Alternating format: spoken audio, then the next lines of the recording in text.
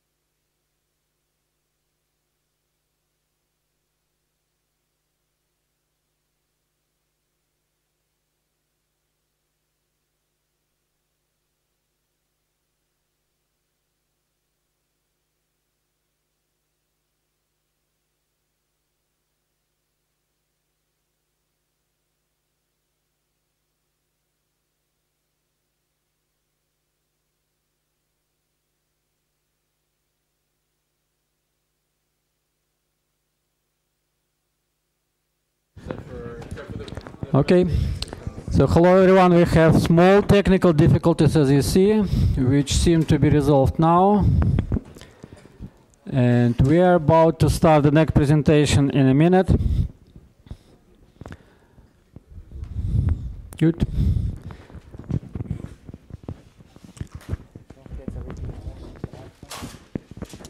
So, passing over.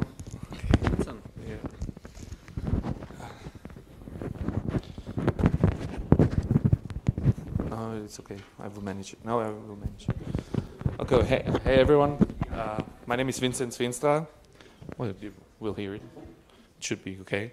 My name is Vinzenz Feenstra. I'm here from Red Hat, and I'm presenting today microcontainerization the easy way using LeApp. So what is LeApp? LeApp is a framework for moving. Basically moving systems or applications to next-gen technology. That means upgrading it to higher versions, moving it into containers, things like that. And it's an experimental system, and we're trying to address user pain points with it, which are to simplify the process of moving. Right now, everyone has like the big problem of upgrading or moving into a container. And like from an administrative point of view, this is like a difficult task quite often. And at the same time, we also want to reduce the work for people who actually are subject matter experts. That means maintainers of software, developers of software, which will help actually describing applications, like what are they doing, what is belonging to them, and what is needed to get them run. So we have different cornerstones for LeApp. One is the containerization part. The second one is the reporting.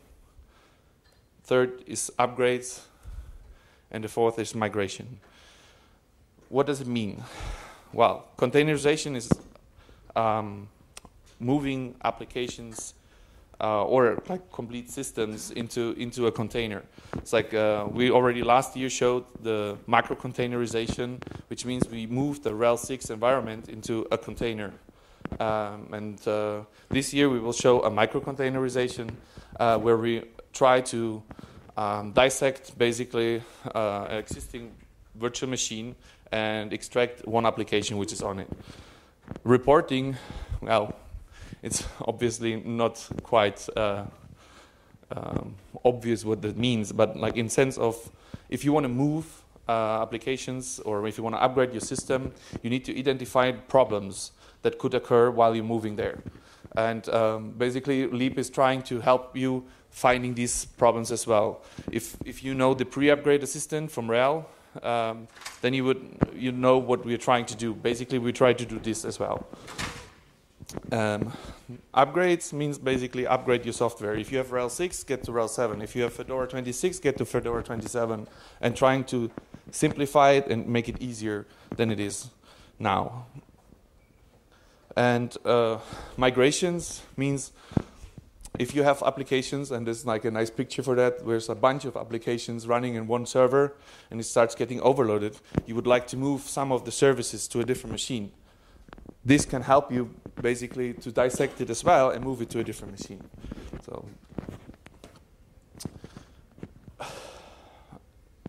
LeApp is using building blocks, which we call actors in our terminology, to get this thing done. So basically, we can split the problem of all these things into pieces and create building blocks to do dedicated things. So, and all these tasks which we talked about before in these four cornerstones, they have an overlap. For example, detection of applications. What is on that machine? Like, that is always the same thing you're doing all over the place. Generation part, migrations, for example, are not so different from actually containerization, if you think about it, because it's just a different environment which looks very similar. For upgrades, it's of course, a bit more tricky, but in the end, it uses the same information, what is on the source, and tries then to detect, like, what can it do to get you upgraded, or report to you that it's not possible on an automated way and what you need to do manually. So actors have three phases. First phase is scanning. The scanning phase is basically detecting everything on the system.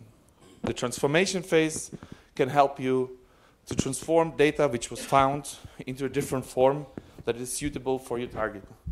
So, and the last part, and the last phase is the generation phase, where you actually apply all that you learned and what you want to do to actually get it done, basically. So if you want to move something into a container, basically that generates you the container image and moves all the necessary data. So the scanner section is like responsible for discovery and description of the services. So if you have an application that exists, let's say WordPress, then you need to say what is part of that application so that we can learn about that. And what is important also for other actors later on to know about it. For example, yeah, I detected there's WordPress, but which version is it? So that I know what I can do later on with it and what it needs to be to do with it. If it is an upgrade, well, then obviously I want to have it to a higher version. So I have to check what are the differences between these versions that I know what I need to apply. In the transformation phase, well, transforming is like obviously the task.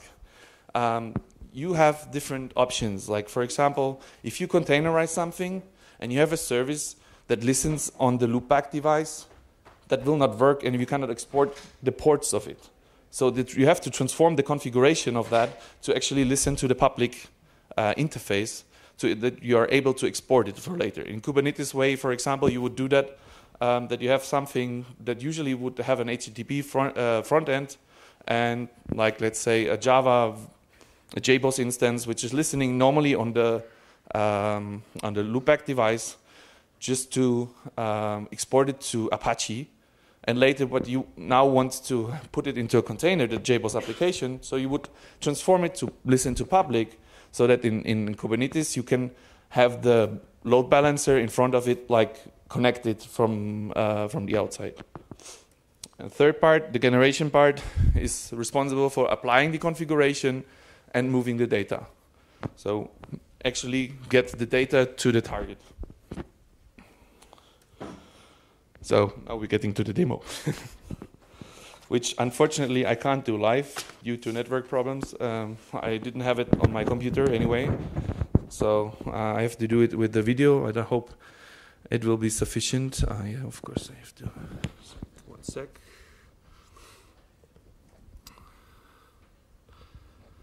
So what we have here is on the left is the old block as a WordPress instance, and on the left side is the target, and it's mapped through into a container. You will see that in a second, that there will be something going on. Basically, what we want is that the same thing, what is happening on the left, is going to happen on the right, and that you actually can use it.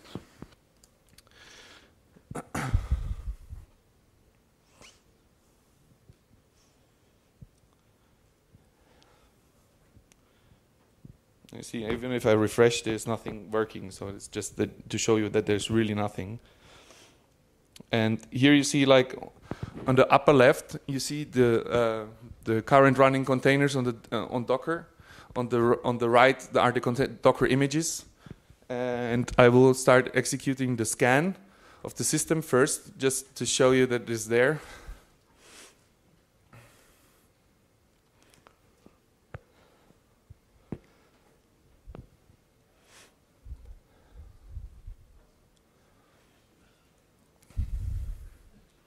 So now it detected WordPress in var www HTML, and detected that it uses the database at this host, and it is in this version. These are the information we use right now, but like, of course, it's still experimental, so this is just like a current state. It must theoretically do much more than this, but for now, this is sufficient to actually get the demo done. And basically, I do it again, but this time I say migrate the machine, or migrate the application. It's like called migrate WordPress in this particular case. And it will generate, based on the WordPress base image which is there. I skipped that for speed reasons. Usually it generates it automatically. On the right will be generated a specific version for 4.9.1, which we detected. And we'll move the data into there. And on the left, eventually, will be the container running, the WordPress container. To make this work, we're using S2I, source to image. You can Google for that if you want to know. It's just like what is under the hood used for this. But it works for some of the applications we do. Now it's finished and the WordPress container is running. It's like, and you can see on the right now there's the 4.9 version, 4.91 image on the top, and we have exposed the port 80 of WordPress of the WordPress container. We didn't do anything with the 8443 because we don't have actually HTTPS set up. So now when we reload the page, it's working as well. Oh, that was the demo. Oh.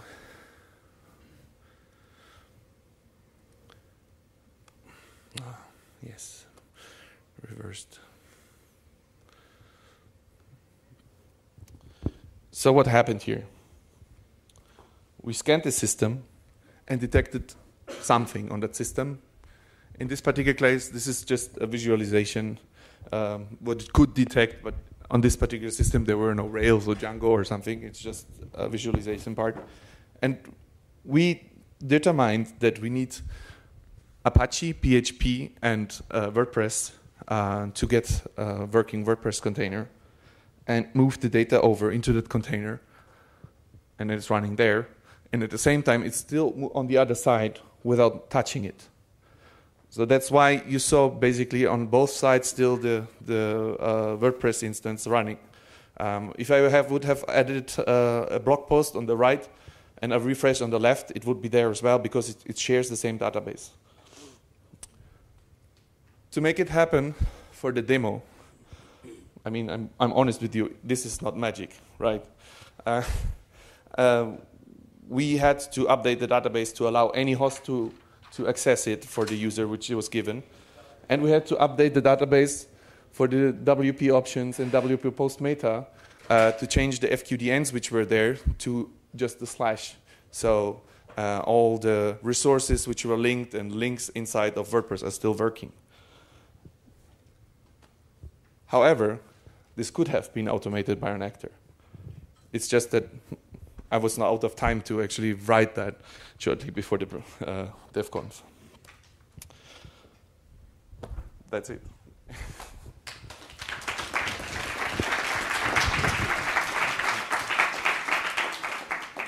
Questions? So, for example, if you have an application like sample Rails PHP running with a database, could it map to two containers, or one for database and another for the application, or just create one that you can migrate the database? So your question is if you detect multiple applications, if I can split it into multiple containers? Yeah. Yes. I tried, actually, I had a different visualization before, and in the end I didn't do it because like it would have been confusing in correlation to the demo. Basically, you can do this. It is not a problem. It's just about like how you have these actors written. You can have like detect multiple applications, and each of them generates their own container. So this is the WordPress container. In this particular case, it really creates only the container for WordPress because it's specialized to that. And if you have like one for Rails, then it would do it for Rails. If you have one for Django, it would do the Django application, whatever. If you have multiple WordPress instances on the machine, you could have multiple WordPress containers as well. So basically, each instance that is detected should generate a message, and that message will translate into a container. So it have a different basically path. You saw there's like var www HTML. So it could be somewhere else, like opt something or whatever, who knows what. If it finds it, it could generate it.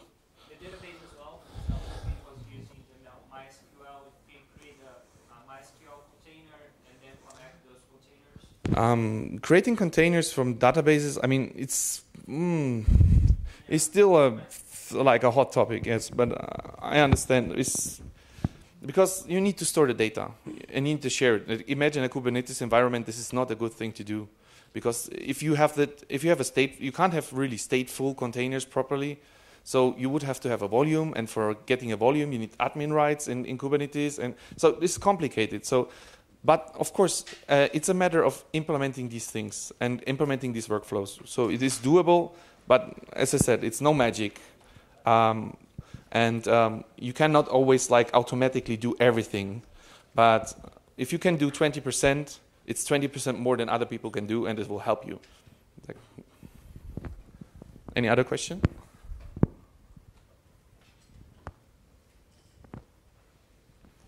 How do you detect which databases are used by an application? That's a good question. How do you detect the databases used by an application? Well, if you want to detect that, you have to actually know the application really well. For that, you need subject matter experts who are really experienced with that and know how to get this information. WordPress is giving you basically the configuration file, which has a common way of doing it, and that is detectable. But if you like start using some, I don't know, dynamic magic in there, which is using it from somewhere else, it might be a problem. So, as I said, 20%, not everything, no magic.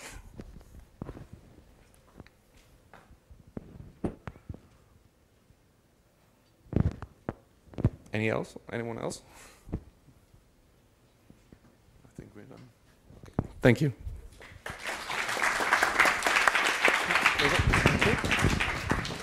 So before everyone leaves, just 3 more notes. First, don't forget to rate the talk at the devconf.chat.com.